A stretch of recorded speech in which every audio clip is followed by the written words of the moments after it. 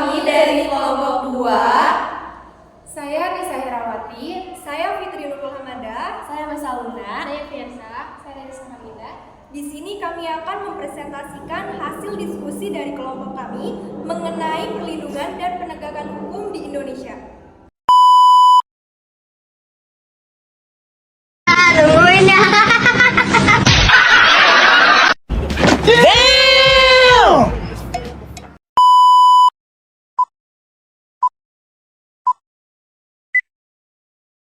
Konsep perlindungan dan penegakan hukum. Menurut Andi Hamzah, perlindungan hukum dimaknai sebagai daya upaya yang dilakukan secara sadar oleh setiap orang maupun lembaga pemerintah dan swasta yang bertujuan untuk mengusahakan pengamanan, penguasaan, dan pemenuhan kesejahteraan hidup yang sesuai dengan hak-hak asasi yang ada. Adapun unsur-unsur suatu perlindungan hukum diantaranya yaitu adanya perlindungan dan pemerintah terhadap warganya, jaminan kepastian hukum berkaitan dengan hak-hak warganya, dan yang terakhir adanya sanksi hukuman bagi yang melanggarnya.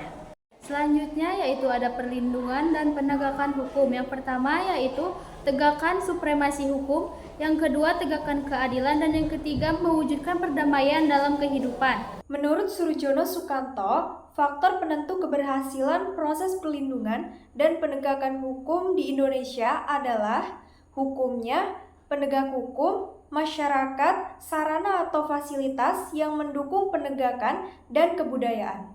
Selanjutnya ada peran lembaga penegakan hukum dalam menjamin keadilan dan keamanan.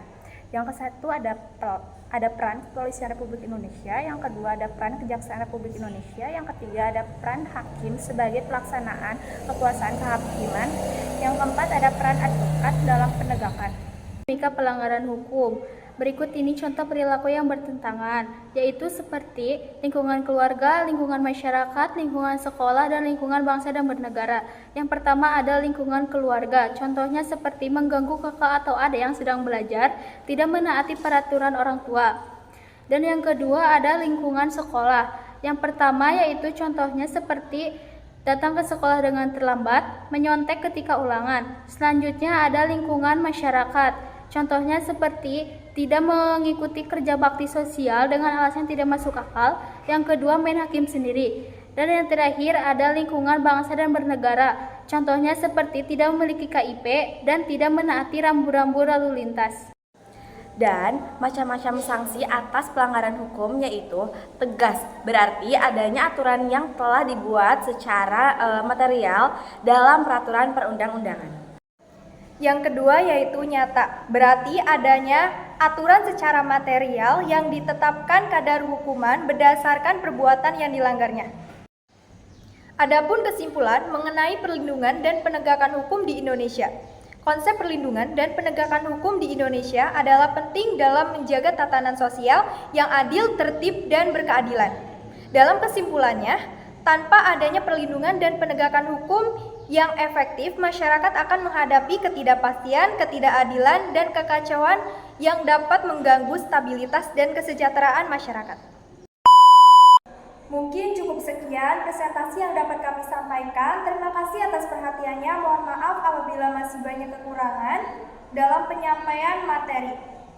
Wassalamualaikum warahmatullahi wabarakatuh. Jangan lupa like. Jangan lupa like guys.